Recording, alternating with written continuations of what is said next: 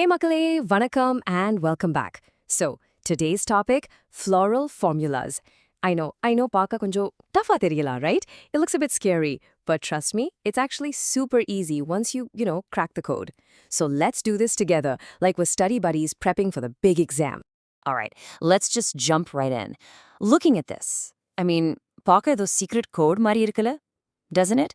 But you know what? This is one of the easiest, most scoring topics for our exams. Seriously, once you get the hang of the symbols, you'll be identifying plant families in like seconds.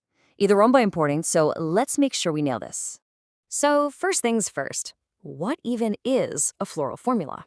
Well, think of it like this. It's basically a shorthand. It's a super compact way to describe an entire flower just using a few letters, numbers, and symbols. And hey, by the end of this little session, you're going to be reading these like an absolute pro. That's a Paka promise.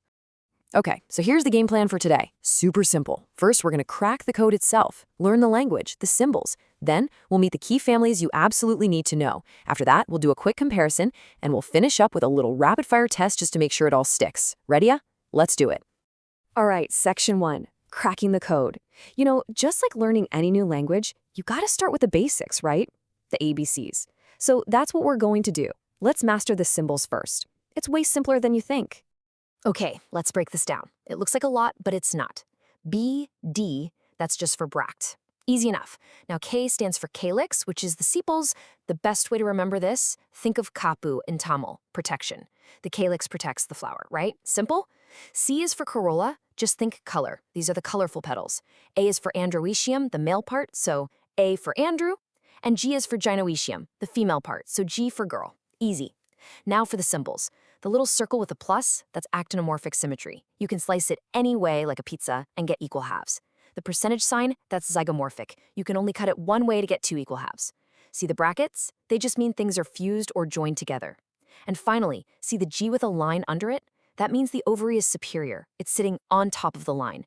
These little tricks are going to be your best friends, I promise. Okay, awesome.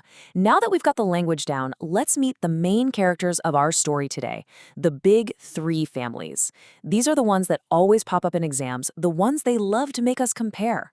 Let's see how all those symbols we just learned actually work. But wait, before we even get into the specific families, here is the #1 clue you should always look for. It's like the first question a detective asks. Is it a dicot or a monocot? See, Fabaceae and Solanaceae, they're dicots. That means their flower parts are usually in groups of 4 or 5. But Liliaceae, that's a monocot, so all its parts are going to be in 3s. This one little check can save you so much time. First up, we've got Fabaceae, the pea family. And listen, if you remember one thing about this family, let it be this. The absolute biggest clue, the dead giveaway, is the stamens, the androecium. It's always in this special 9+1 arrangement called diadelphous. What that means is 9 stamens are fused together, and one little guy is all by himself. If you see a 9+1 in a formula, it's almost definitely Fabaceae. Game over. Oh, and they also have these cool butterfly-shaped petals, which is called vexillary estivation. But really, it's all about that 9+1. All right, next on the list is Solanaceae, the potato, tomato, and chili family. Now, the easiest way to lock this one in your brain, just picture a brinjal or a chili. You know that little green leafy cap that sticks to the top even after it becomes a fruit? Yeah, that's called a persistent calyx, and it's a huge clue for this family. The other big thing is that the stamens are fused to the petals. We call that epipetalous. In the formula, you'll actually see a little arc or a bridge drawn from the C to the A to show they're connected. And here we go, our first monocot, Liliaceae, the lily family. Now, look closely at the formula. Something's different, right? There's no K for calyx or C for corolla. Instead, we have a P for perianth. Why? Because in this family, the sepals and petals look identical, so we just group them together and call them tepals. And what did we say about monocots? Everything is in 3s. Look at that. Perianth is 3+3, androecium is 3+3, gynoecium is 3. That trimerous condition is your flashing neon sign that you're looking at a monocot. Awesome work. You've totally cracked the big 3. So now, let's just quickly run through a few more important families. Think of them as more case files for our investigation. Let's keep this code-cracking momentum going. Okay, next up, just look at this beautiful hibiscus flower. I'm sure namavit lai long irakunla, the China rose. It's everywhere. And it's basically the poster child for our next family, Malvaceae. So for Malvaceae, the trick is, once again, to look at the stamens. If you've ever looked closely at a hibiscus, you see that long tube in the middle? That's actually all the stamens fused into one single bundle. We call that monadelphous. And there are so many of them, we just say they're infinite and use the infinity symbol. Another cool, unique thing is the epicalyx. It's like an extra little set of green leaves right below the main calyx. So, see a whole bunch of stamens fused into a tube? It's gotta be Malvaceae. Okay, moving on to Brassicaceae, the mustard family. For this one, the magic number is 4. Just remember 4. You've got 4 sepals and 4 petals that are arranged like a cross. That's actually why it's also called cruciferae, like crucifix. But the really unique feature, the one that seals the deal, is the stamens. There are 6 of them, but they're in a weird 2+4 arrangement. You have 2 short ones on the outside and 4 long ones on the inside. This special condition is called tetradynamis. And here's the formula, you can see it right there. K is 2 plus 2, that's 2 whorls of 2 sepals. C is 4, and there it is, the big one. Look at the androecium. A is 2 plus 4. The second you see that, boom, it's Brassicaceae, no doubt about it. That is the absolute key. And finally, we've reached the top. The most advanced, most evolved plant family of all, Asteraceae, the sunflower family. Now, here's a mind-blowing fact. That thing you call a sunflower? It's not one flower. It's actually a huge collection of hundreds of tiny little flowers, all packed together in what's called a capitulum. Cool, right? For this family, the stamens are syngenetious, meaning their anthers are all fused together, but the filaments are free. And this is super important. The ovary is inferior. So in the formula, you'll see the line drawn above the G. Okay, phew. We have covered a lot of ground. But now we're at what might be the most important part for your exams. This is your high-yield ultimate cheat sheet.